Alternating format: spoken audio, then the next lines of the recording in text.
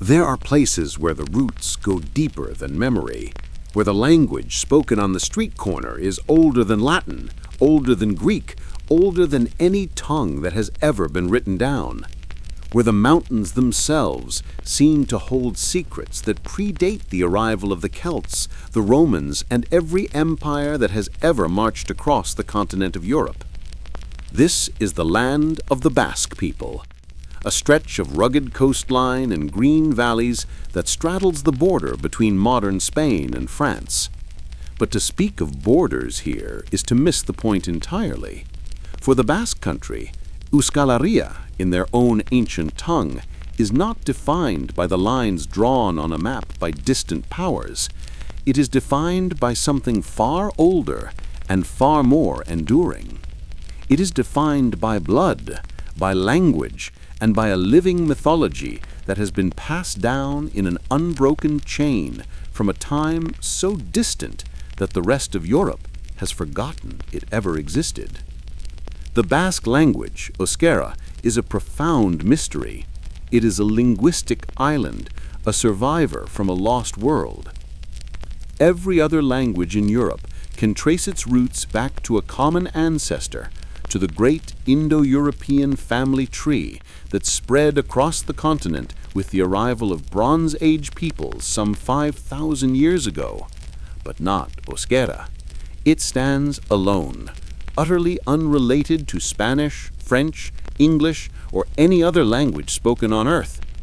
It is a pre-Indo-European tongue, a voice from the deep past, a living fossil that has somehow survived the relentless tide of history. To hear it spoken is to hear an echo of the Stone Age, a language that was already ancient when the first Indo-European tribes arrived, already old when the great megalithic tombs were being built across the Atlantic coast. And woven into this language, embedded in its very structure, is a mythology that is equally unique, equally ancient. The Basque myths are not the well-ordered pantheon of the Greeks, nor the epic sagas of the Norse. They are something older and stranger. They are the stories of a people who never left their land, who were never conquered in spirit, and who carried their gods and their monsters with them through every age. These are not myths that were written down by monks in the Middle Ages and frozen in time. These are living stories, tales that continued to be told by shepherds and fishermen, by grandmothers at the hearth, right up until the modern era. They are a direct and unbroken link to the primal imagination of Neolithic Europe. Tonight, we journey into that ancient world. We will walk the mist-shrouded peaks of the Pyrenees and descend into the dark limestone caves where the first storytellers painted their visions on the walls. We will meet the goddess who rules the earth from her subterranean palace, the spirits of the storm and the creatures of the night. We will stand at the threshold between the world of mortals and the world of the sacred, a threshold that the Basque people have guarded for longer than any other nation in Europe. This is not just a collection of old stories, it is a window into the soul of a people who have stood, unbroken and unbowed, at the edge of Europe for 10,000 years. Our journey into the oldest legends of Europe begins now. To understand the myths, we must first understand the land. The Basque Country is not a place of gentle, rolling countryside. It is a landscape of drama and extremes, a place where the forces of nature are immediate, powerful, and impossible to ignore. The Bay of Biscay, with its cold Atlantic waters, crashes against a rugged coastline. The air is thick with salt and the cry of seagulls. Inland, the land rises sharply into the Pyrenees, a wall of ancient stone that has served for millennia as both a fortress and a bridge between the Iberian Peninsula and the rest of Europe. These are mountains of deep forests and hidden valleys, of rushing streams and towering limestone cliffs, and underneath the surface, carved by water over millions of years, lies a vast and labyrinthine underworld of caves. This is a land that demands respect. The sea is a provider, but it is also a devourer, claiming the lives of fishermen with sudden storms. The mountains offer shelter and pasture, but they are also a place of wolves, of sudden fogs, and of paths that can lead the unwary to a fatal fall. And the caves, those dark passages that burrow deep into the heart of the earth, are places of profound mystery and power. In this landscape, the boundary between the natural and the supernatural was never a thick wall. It was a thin veil, and it was easy to cross. The people who inhabit this land are as distinctive as the landscape itself. The Basques are not a recent arrival. Genetic studies have shown that they are the direct descendants of the hunter-gatherers who lived in this region during the last ice age, the same people who created the stunning cave paintings at Altamira and other sites along the northern coast of Spain. While wave after wave of new peoples swept across Europe, bringing new languages, new technologies, and new gods, the Basques remained. They absorbed some influences, certainly. They learned metalworking, they built villages, and they traded with their neighbors. But they never abandoned their language, and they never abandoned their stories. In a very real sense, the Basque people are the original Europeans, the last living representatives of the continent's first storytellers. This deep continuity, this unbroken thread stretching back into the mists of prehistory, gives Basque mythology a unique character. It is not a mythology that was imported from the East with invading tribes. It is a mythology that grew organically from this specific soil, from these specific mountains and caves. It is a mythology of place, a set of stories that make sense only in this landscape, that reflect the specific fears, hopes, and observations of a people who have lived in intimate relationship with this land for thousands upon thousands of years. To hear a Basque myth is to hear the voice of Neolithic Europe itself, a voice that has been speaking in an unbroken whisper for longer than almost any other in the world. At the very heart of Basque cosmology, ruling from her throne deep within the earth, is a goddess whose name is still spoken with reverence and caution. She is Mari, and she is the supreme deity of the ancient Basque pantheon. She is not a distant, abstract creator. She is the living, breathing soul of the land itself, a powerful and complex figure who embodies the forces of nature in all their glory and all their terror. To understand Mari is to understand the Basque relationship with the world, a relationship that is built not on domination, but on negotiation, not on worship from a distance, but on intimate and often fearful coexistence. Mari is described in the old stories as a beautiful woman, though her beauty is not the soft, gentle beauty of a maiden.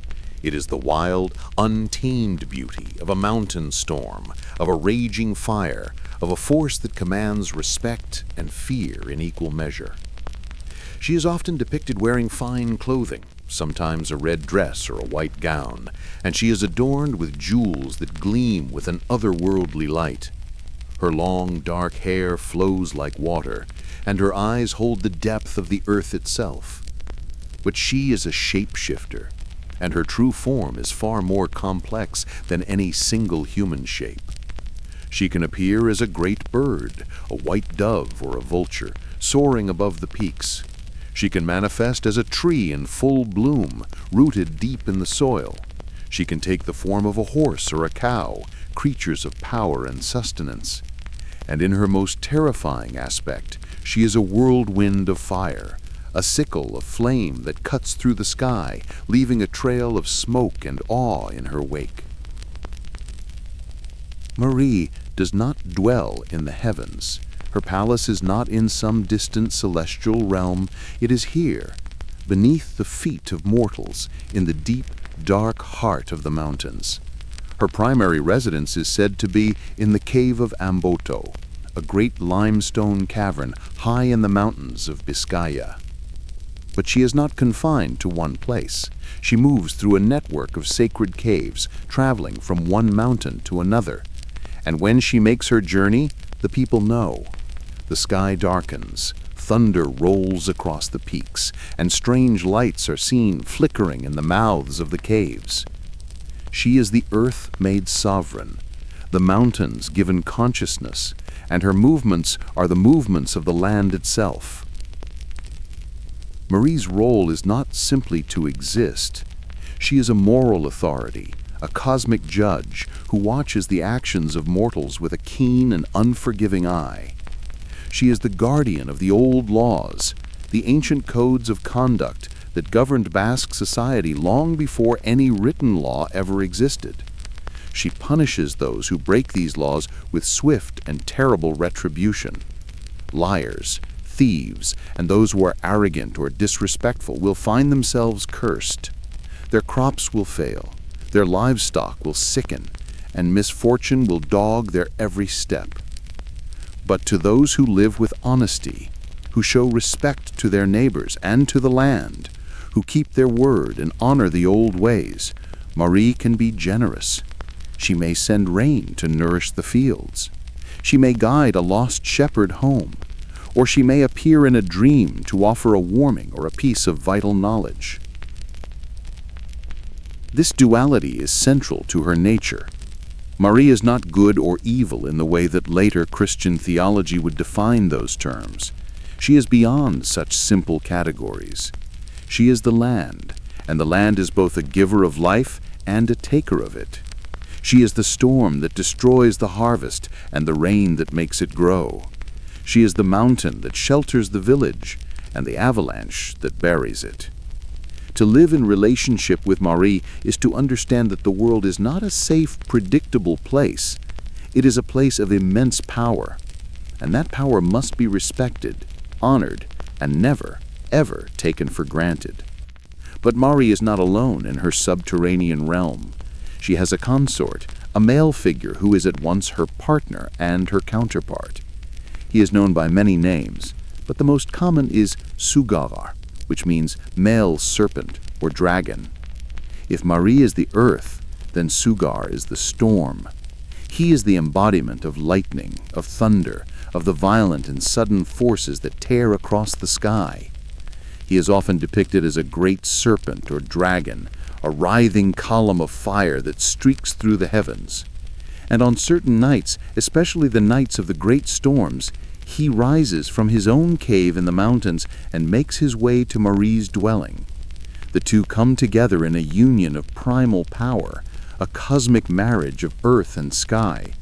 And from their coupling come the storms that shake the land, the lightning that splits the ancient oaks, and the thunder that echoes through the valleys like the voice of the gods themselves. This sacred marriage, this union of the earth goddess and the storm serpent, is one of the ancient and most universal mythological motifs in human culture. It is found in the myths of the Greeks, the Sumerians, the Hindus, and countless other peoples. But in Basque mythology, it is not a distant, abstract concept. It is a living reality, a recurring event that the people could see with their own eyes.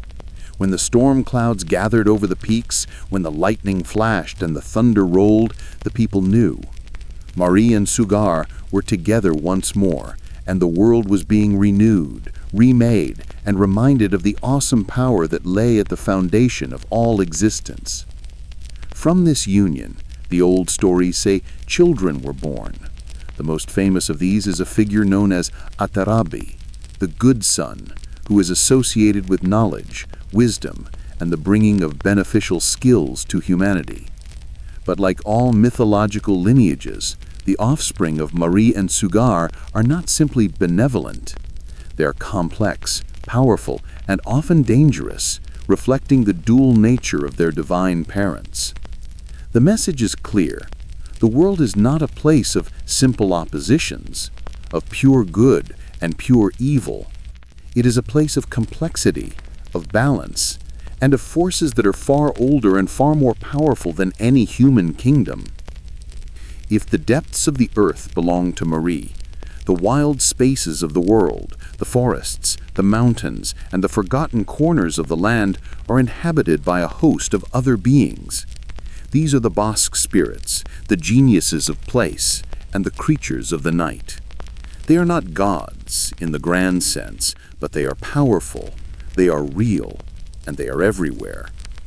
To walk through the Basque countryside, especially in the old days, was to walk through a world that was densely populated with the unseen. Every forest had its guardian, every stream its spirit, and every crossroads its danger. And the people who lived in this world learned to navigate it with care, with respect, and with a constant awareness that they were never truly alone. One of the most beloved and feared of these beings is Bashayan, whose name means Lord of the Forest. He is the wild man of the woods, a giant figure covered from head to toe in long, shaggy hair. He is often described as standing taller than any mortal, with a powerful build and a deep, booming voice that can be heard echoing through the trees on a quiet night. He walks with a heavy staff, and his presence is marked by the rustling of branches, the sudden crack of a twig, and the feeling of being watched by something vast and ancient. Bashayan is the original inhabitant of the Basque Mountains, a being who was here long before humans ever arrived, and he guards his domain with a jealous and protective vigilance. But Bashayan is not a simple monster. He is a guardian, a keeper of secrets, and a teacher.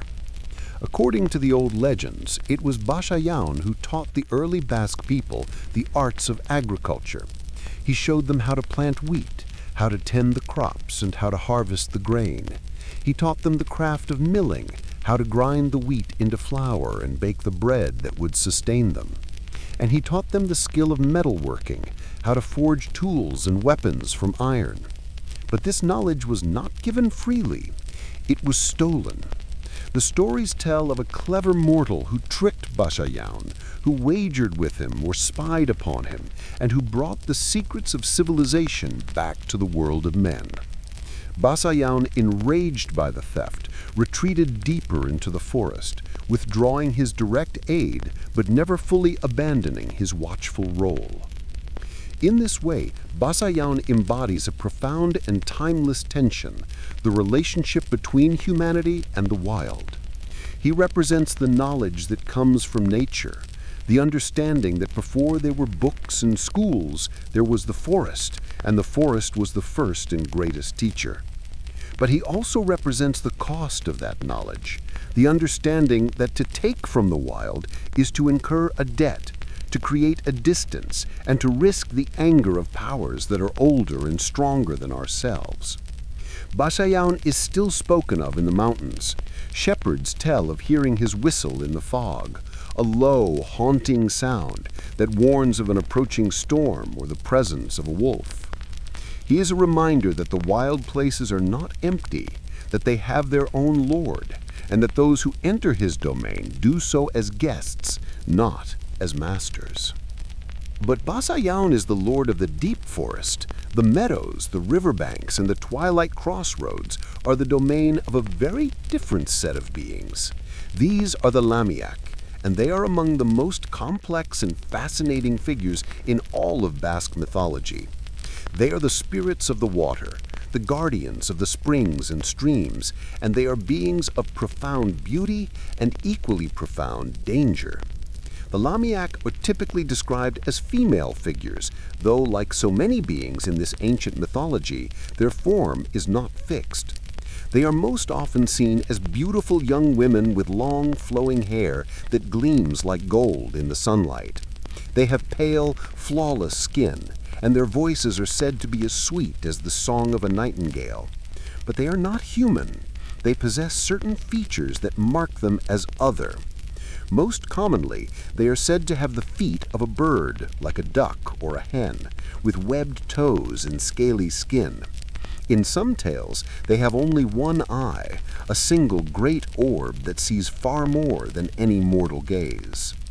The Lamiak are associated with the liminal spaces of the world, the places where one realm meets another. They dwell near springs, those places where the water of the underworld rises to meet the light of day. They are seen at rivers, at the threshold between land and water, and they are seen at crossroads, especially at twilight, that threshold between day and night. These are the dangerous places, the places where the rules of the ordinary world do not fully apply, and where an encounter with the unseen is most likely to occur. The Lamiak are often described as weavers and spinners, and they are seen at their work, sitting by a stream with a comb of gold, combing their long hair, or with a spinning wheel, creating thread of unearthly fineness. This image is a powerful one, for weaving and spinning are ancient symbols of fate, of the interconnection of all things, and of the delicate and dangerous process of creation itself. The Lamiak, in their weaving, are not just making cloth. They are weaving the fabric of reality, the threads that connect the world of mortals to the world of spirits. Their relationship with humanity is deeply ambiguous. In some stories, the Lamiak are helpful, even benevolent. They may assist a farmer who has shown them respect, helping to build a bridge overnight or to repair a broken tool. They may offer gifts, a golden comb, a ball of thread that never runs out, or a piece of knowledge that proves invaluable. But these gifts always come with a condition, often an unspoken one. The recipient must show gratitude, but not excessive gratitude. They must use the gift wisely and never boast of its origin. And they must, above all, keep the secret of the Lamiak's existence. To break these rules, to be greedy, or to speak of what should remain unseen is to invite swift and terrible punishment. In other stories, the Lamiak are dangerous, even predatory. They may lure a young man to the water's edge with their beauty and their song, only to drown him in the cold depths. They may steal a human child, leaving a changeling in its place, a sickly, wailing substitute that is not what it seems. They may demand offerings, and if these offerings are not given, they will blight the crops or sour the milk.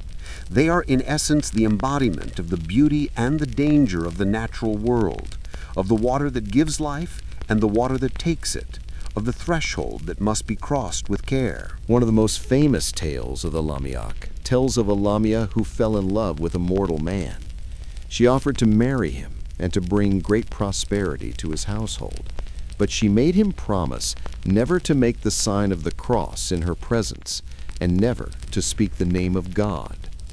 For a time they lived in happiness, and their home was filled with abundance. But one day, in a moment of forgetfulness or perhaps of fear, the man crossed himself. In that instant, the Lamiak let out a terrible cry, and she vanished, disappearing back into the spring from which she had come, taking with her all the gifts that she had bestowed. The man was left alone, his prosperity gone, a poignant reminder that the connection between the human world and the world of spirits is fragile, and that it can be broken by a single thoughtless act. The Basque night is not a safe, empty darkness. It is a time when the boundary between worlds grows thin, and when creatures of malice and mystery walk abroad.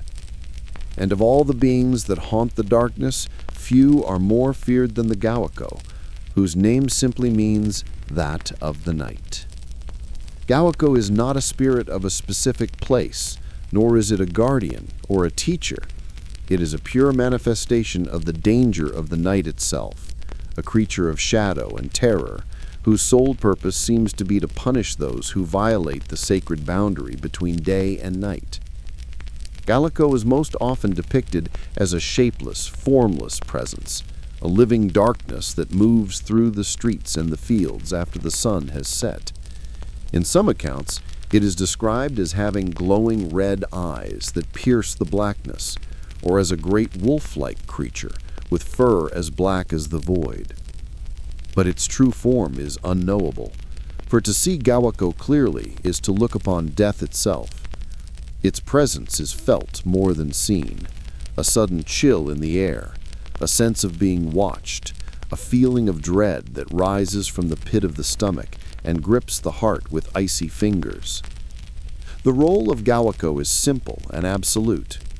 It is the enforcer of the ancient law of the night.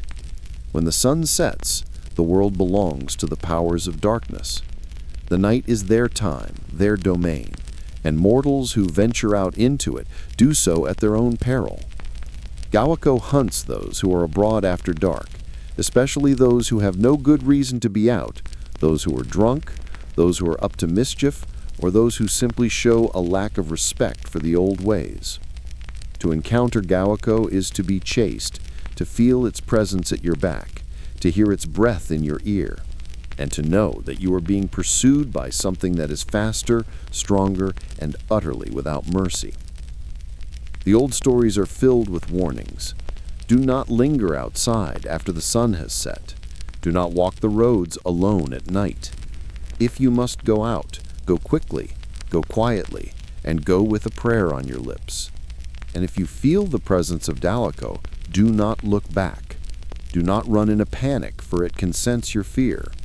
Make your way to the safety of a home, to the threshold of a doorway, for Gawako cannot cross into a dwelling uninvited. It is bound to the outer darkness, and the hearth is a place of light and life that it cannot touch. To reach the door, to step across the threshold, and to close it behind you is to escape its grasp. But those who fail, those who stumble or who are too slow, are found the next morning, their bodies cold and lifeless, their faces frozen in an expression of utter terror. Gawako is more than just a bogeyman, a story to frighten children into obedience. It is a powerful symbol of the very real dangers of the pre-modern world. Before electricity, the night was a time of genuine peril. The roads were dark, dangerous, and often haunted by very real threats, wolves, bandits, and the risk of getting lost. The figure of Gawako took these tangible fears and gave them a supernatural face, a mythological embodiment of the wisdom that said the night is not a time for mortals, that there are hours when the world belongs to powers that are not ours, and that survival depends on recognizing and respecting that fact. But the night holds more than Gawako. It is also the hunting time of the Sorginak, the Basque witches. The Sorginak are a fascinating and complex part of the mythology, for they stand at the intersection of the ancient pagan world and the dark history of the witch trials that swept across Europe in the early modern period. In the oldest layers of Basque belief, the Sorginak were not necessarily evil. They were women, and occasionally men, who possessed knowledge of the old ways, who knew the healing properties of herbs, who could cast spells, and who were said to have the ability to communicate with the spirits. They were the cunning folk, the wise women of the village, the keepers of a secret and powerful tradition. But as Christianity took hold, and as the fears of the Inquisition spread across the land, the Sorginak were recast. They became servants of the devil, practitioners of dark magic, and enemies of the faith. The witch trials came to the Basque country with a particular ferocity, and the old stories of the Sorginak were twisted and merged with the theology of demonology. They were accused of flying through the night on broomsticks or on the backs of great he-goats, of gathering in secret covens on the mountain peaks, and of worshipping a horned god who was, in the eyes of the church, none other than Satan himself. The most famous of these gatherings was said to take place on the meadow of Aquelarre, a word that literally means field of the he-goat. Here, under the light of the full moon, the Sorginak would dance in wild, ecstatic circles, their hair unbound, their feet bare upon the earth. They would feast on strange meats, drink potions that granted them visions, and swear their allegiance to the dark powers. And when the dawn approached, they would scatter, flying back to their villages, leaving no trace of their nocturnal revelry except for the rumors and the whispers that would lead, all too often, to accusations, arrests, and the pyre. The tragedy of the Sorginak is that beneath the layers of Christian demonization, there is an older, more authentic tradition. A tradition of women who held power in a world that increasingly sought to take it from them. A tradition of healers and midwives, of those who knew the secrets of the body and the earth, and who were feared precisely because of that knowledge. In the figure of the Sorgana, we see the collision of two worlds, the ancient Basque world of spirits and magic, and the rigid, fearful world of ecclesiastical authority. And we see the cost of that collision, measured in the lives of countless women who were tortured and killed for the crime of remembering the old ways. Yet even in the face of this persecution, the Basque people did not entirely abandon their belief in the Sorganak. The stories continued to be told, though often in whispers, and in some remote corners of the Basque country, there are still those who will tell you that on certain nights, especially the night of the solstice, if you go to the high meadows and you listen carefully, you can still hear the faint echo of the Sorganak's drums and the soft rustle of their feet upon the grass. The old powers, it seems, are not so easily extinguished.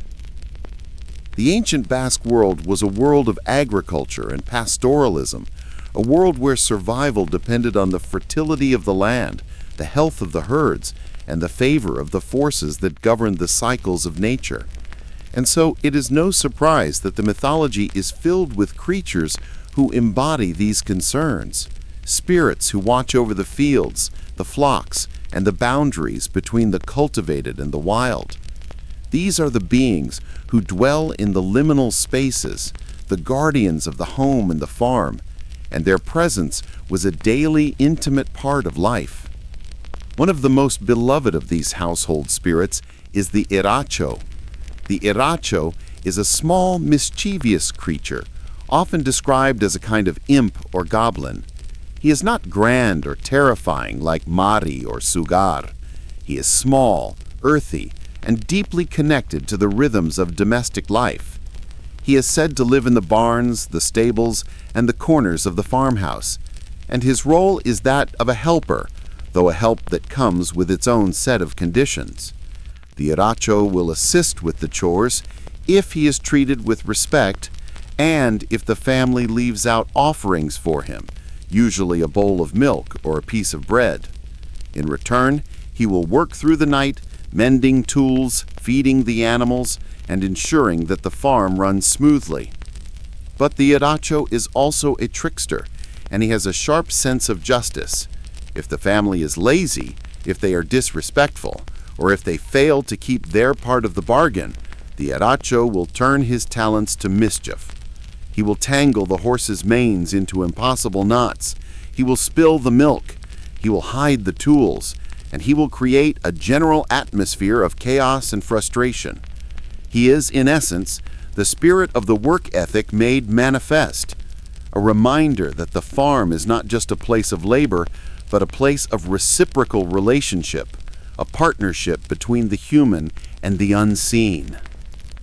The figure of the Iracho is remarkably similar to the brownies and hobgoblins found in the folklore of the British Isles, and this raises a fascinating question. Are these parallel developments, different cultures arriving independently at the same archetypal figure? Or are they the remnants of a very ancient, pan-European belief, a memory of a time before the Indo-European migrations, when the continent was inhabited by a single interconnected culture of Stone Age peoples? The answer is lost to time, but the similarities are striking and suggest that the mythology of the Basque people may preserve echoes of beliefs that were once common to all of Europe. Another figure closely tied to the land and the herds is Echai, whose name carries the dual meaning of enemy and devil, a reflection of the complex and often hostile relationship between the Basque people and the forces of the wild. Echai is not a single clearly defined entity. He is more of a nebulous presence, a spirit or a collection of spirits associated with storms, lightning, and the sudden violent events that can destroy a year's work in a matter of moments. He He is the hailstorm that flattens the wheat, the lightning bolt that kills a prized bull, and the cold wind that brings disease to the flock. In some accounts, Etchai is described as a small, dark figure, a demon-like creature with horns and a tail, a clear influence of later Christian demonology. But in the older, deeper layers of the tradition, Etchai is more of a force than a person, a personification of misfortune and malice. He is opposed by the power of the home, by the protective charms hung over the door, and by the blessings of the family. To guard against Etchai, the people would make the sign of the cross. They would hang bunches of herbs, and they would carve protective symbols into the lintels of their barns. And they would speak his name with caution, for to name him was to acknowledge his power, and to acknowledge his power was to invite his attention. The deep connection between the Basque people in the land is also reflected in their reverence for certain sacred natural sites. These are not temples built by human hands, but places where the presence of the divine or the supernatural is felt with particular intensity. These are the old places, the places that have been marked as special for thousands of years, and they are scattered throughout the Basque country. Ancient trees, especially oak trees, are held in particular reverence. The oak is a symbol of strength, endurance, and continuity. Some of these trees are hundreds of years old, and they have stood witness to countless generations. They are gathering places, places where the elders would meet to discuss the affairs of the village, to settle disputes, and to make decisions. And they are sacred places, where offerings are left, where oaths are sworn, and where the presence of the ancestors can be felt most strongly. Even more significant are the caves. The Basque Country is honeycombed with limestone caverns, and many of these caves have been used by humans since the Paleolithic era. They were shelters, certainly, but they were also something more. They were sacred spaces, places where the boundary between this world and the underworld was thin. The famous painted caves of Altamira and Hekain, with their stunning depictions of bison, horses, and mysterious abstract symbols, are testaments to this ancient sacredness. These were not just art galleries, they were temples, places where rituals were performed, where the spirits were invoked, and where the mysteries of life and death were contemplated in the darkness. And this reverence for caves has continued throughout Basque history. Many of the caves are still associated with Mari, believed to be the entrances to her subterranean palace. To enter one of these caves, even today, is to enter a place of power, a place where the modern world falls away and where the presence of something ancient and vast can still be felt.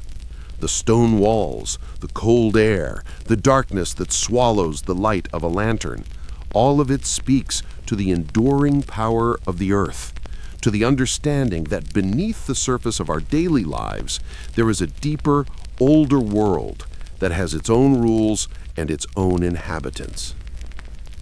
Of all the mysteries that define the Basque people, none is more tantalizing than the question of their origin. Who were they?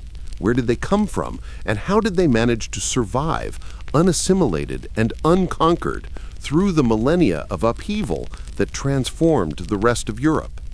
The answers to these questions are not found in any written history, for the Basques did not write their own history until the late Middle Ages. Instead, the answers are found in the traces they left behind, in the language they speak, in the genetic markers they carry, and in the stories they tell. The Basque language, Euskera, is the key to the mystery. It is a language isolate, a tongue that has no known relatives anywhere in the world. Linguists have tried for centuries to connect it to other language families, to find some trace of kinship with the languages of the Caucasus, of North Africa, or of ancient Iberia. But every attempt has failed. Euskera stands alone, a linguistic survivor from a time before the great migrations that reshaped Europe. This suggests that the Basque people are the descendants of the original inhabitants of Western Europe, the hunter-gatherers who lived here during the Paleolithic and Mesolithic periods before the arrival of the Indo-European-speaking peoples around 4,500 years ago. In genetic studies have provided strong support for this theory. Modern Basques carry a genetic signature that is distinct from their neighbors. They have a high frequency of certain genetic markers that are rare or absent in the surrounding populations, markers that suggest a long period of genetic continuity and relative isolation.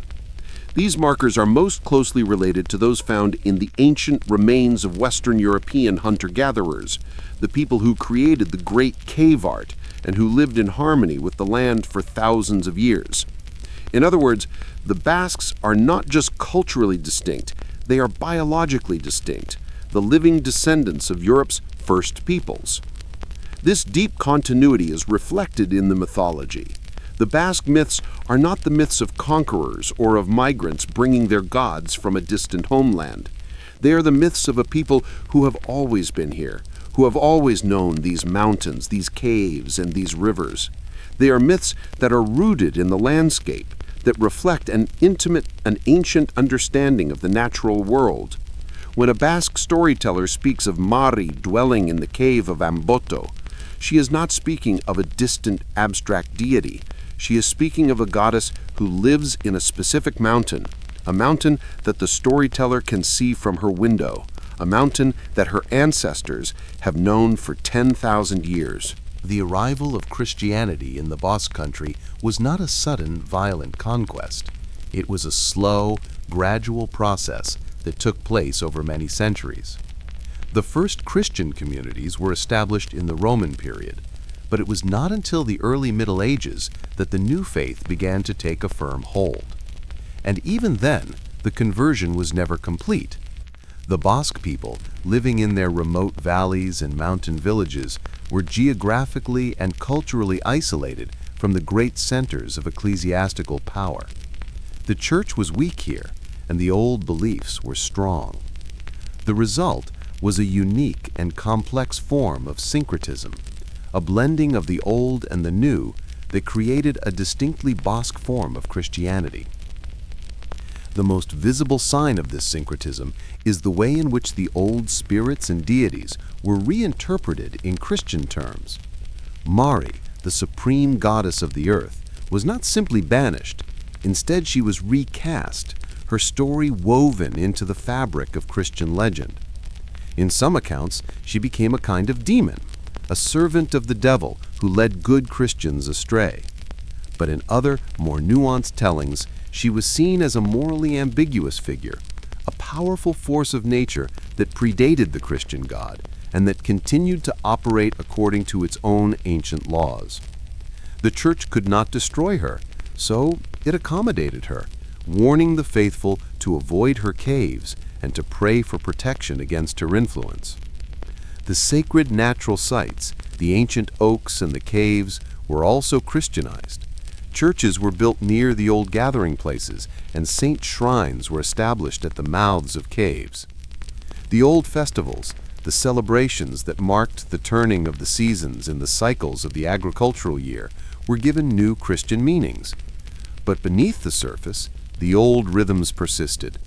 The people continued to leave offerings at the springs.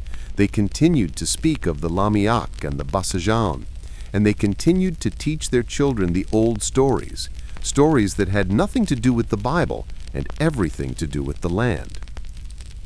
This dual belief system, this ability to hold both the Christian faith and the ancient mythology in a kind of uneasy but functional coexistence, is one of the most remarkable aspects of Basque culture. It speaks to a pragmatic and deeply rooted spirituality, a spirituality that is not concerned with abstract theological purity, but with survival, with maintaining a right relationship with the land, and with honoring the powers that have always been present. The Basque people became Christians, certainly, but they never stopped being Basques, and they never stopped listening to the old voices that whispered from the caves and the forests. The resilience of Basque mythology is also a testament to the resilience of the Basque people themselves. Throughout history, They have faced wave after wave of external pressure, attempts at assimilation, conquest, and cultural erasure. The Romans tried to Romanize them. The Visigoths tried to convert them by force. The Castilian and French kingdoms sought to absorb them into their growing empires.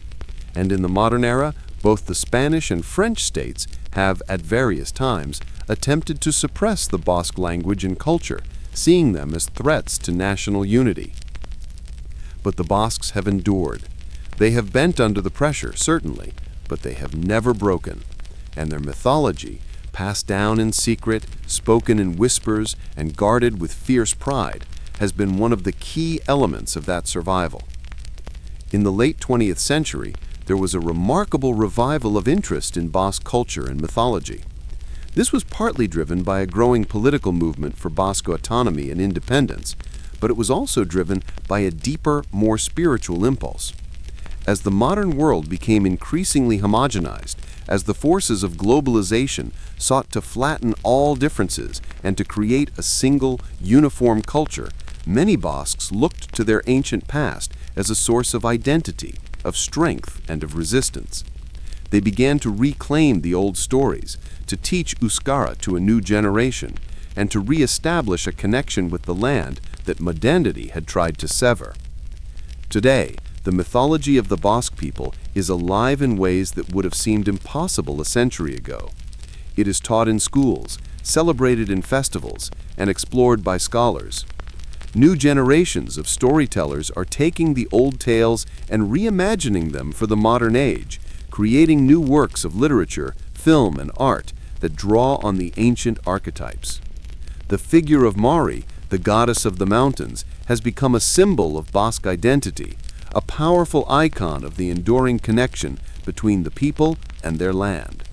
And the stories of Basajan, the Lamiak, and Gaueko are no longer just relics of a forgotten past. They are living myths, stories that continue to resonate with power and meaning.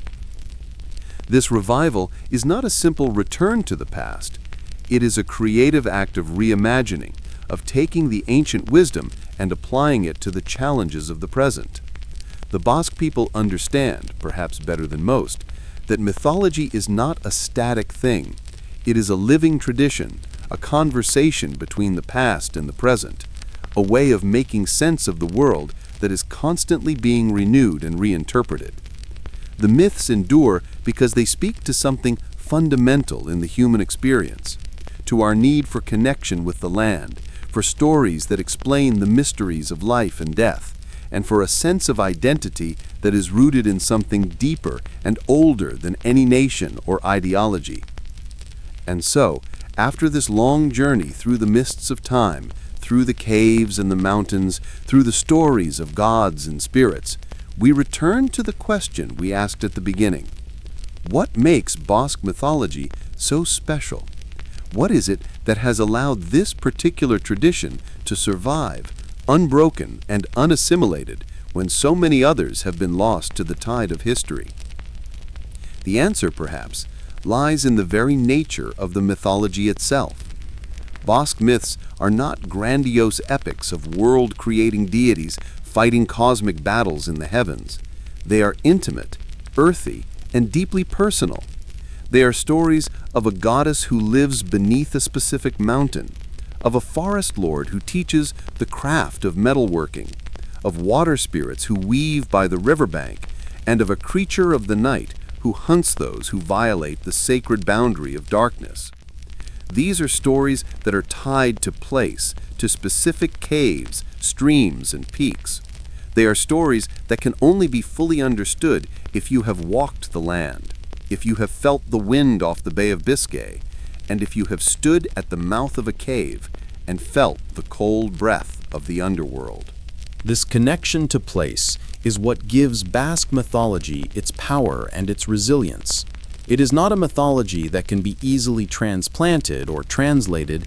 It is a mythology of this land, and it makes sense only in this land. And as long as the Basque people remain connected to their homeland, as long as they continue to speak their ancient language and to walk the paths their ancestors walked, the mythology will endure. It is a testament to the power of place, to the deep and abiding relationship between a people and the earth that sustains them.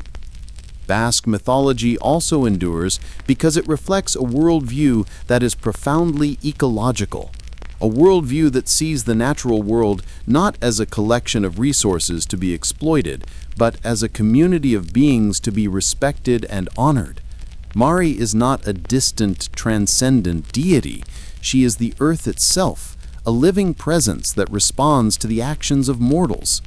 Bajahon is not a monster to be slain. He is the guardian of the forest, a teacher and a keeper of ancient knowledge. The Lamiak are not demons, they are the spirits of the water, beautiful and dangerous in equal measure.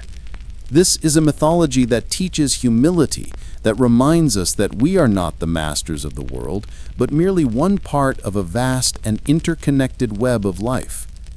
In an age of climate crisis, of ecological devastation, and of profound disconnection from the natural world, the Basque myths offer a powerful alternative vision. They remind us that the earth is sacred, that it has its own powers and its own laws, and that our survival depends on learning to live in balance with those powers. They teach us that every mountain, every river, and every forest has a spirit, and that to harm the land is to harm ourselves. This is not a naive or romantic fantasy.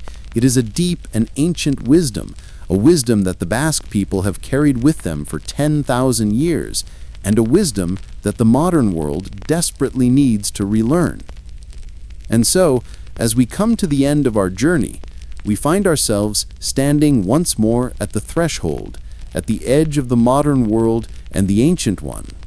The Basque country, with its rugged mountains and its limestone caves, is not just a geographical region. It is a portal, a place where the past is still present, where the old stories are still told, and where the gods have not entirely departed. To walk through these mountains is to walk through a living mythology, to enter a landscape that is still enchanted, still alive with the presence of the unseen. The myths of the Basque people are the oldest unbroken legend system in Europe, a direct and unmediated link to the storytelling tradition of the Stone Age. They are a treasure, not just for the Basque people themselves, but for all of humanity. They are a reminder that there are other ways of seeing the world, other ways of understanding our place in the vast and mysterious cosmos. They are a reminder that the earth is not a dead thing, but a living presence, and that the old powers, the powers of the mountains and the rivers and the deep caves, have not vanished.